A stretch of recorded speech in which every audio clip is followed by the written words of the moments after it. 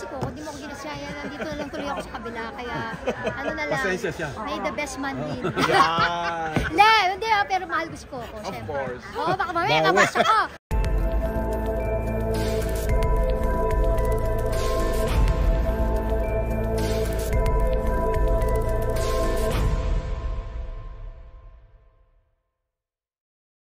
Naging ano ka, ay hindi ka pala naging bahagi ng probinsyano, no? Pero nakasama mo si Coco recently.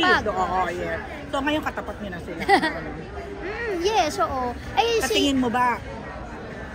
Sa totoo lang, di ba, kumbaga magpakatuto tayo, hindi madaling banggain, ang batang Quiapo.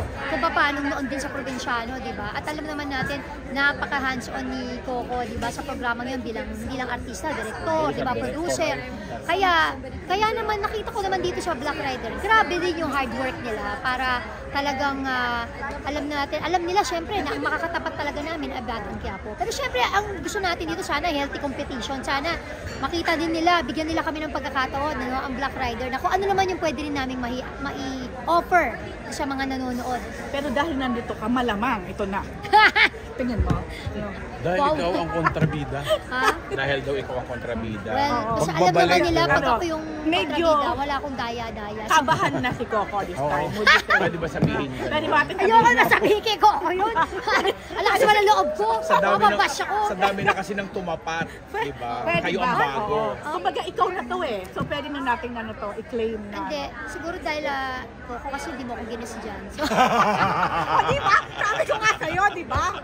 Ayaw kasi Coco, hindi mo ako ginas dyan. Nandito na lang tuloy ako sa kabila. Kaya ano na lang, may the best man din. Hindi pero mahal gusto ko. Of course. Oo, baka mamaya mabasa ko. Ang mga netizens na naniniwala. Ano natin title to? Happy. Ikaw lang ang nakakatawid talaga sa lahat ng network, ano? Wala Ngayon nandito ka sa GMA. Alam mo na katrabaho. Bukas sa ano? So, ikaw lang yun. Ano ang pakiramdam ng lahat ng naiikutan mo siya? Hindi, syempre, ako paulit-ulit po ako magpapasalamat sa GMA News and Public Affairs. Ma'am Nessa, thank you so much. Sir Neil, Kuya Michael, from Inday Will Always Love You, imagine, To The One I Love, na kung saan po nakatrabaho si Ruru, and then ngayon Black Rider. Talagang ang sarap-sarap kasi mag-alaga talaga ng GMA News and Public Affairs. Thank you so much po talaga sa inyo. Napakaganda ng proyekto na nagiging kabahagi ako, no? Sabi ko sana kapamilya. Nagiging kaparty ako. Nagiging kabahagi ako. Ang dami, syempre, ang daming artista, pero yung trabaho, hindi na ganun kadami yung trabaho, di ba? Kaya para mapabilang ka pa, talagang napakalaking pasalamat natin, di ba? Nabibigyan tayo ng pagkakataon pa rin hanggang ngayon. And yung naman pong nakakatawid-tawid tayo, sabi nga, di ba, parang halos wala na ng network war. Ika nga, magandang balita po yun para sa aming lahat, lalo na sa aming mga artista. Kasi ibig lang sabihin, mas maraming trabaho, di ba? Mas maraming oportunidad.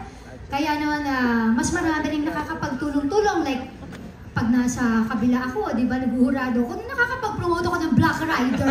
Hindi, di ba? So, hindi na. So, kaya naman, ito answered prayer yon, na ngayon, pwede na, medyo malaya na, nakakapagtrabaho ka. Sabi ko nga, kung saan kailangan ng serbisyo ko, syempre nandun naman ako. Willing naman akong ibahagi kung ano yung talento na ibigay ko sa mga. Ang tawag dyan, book and bless.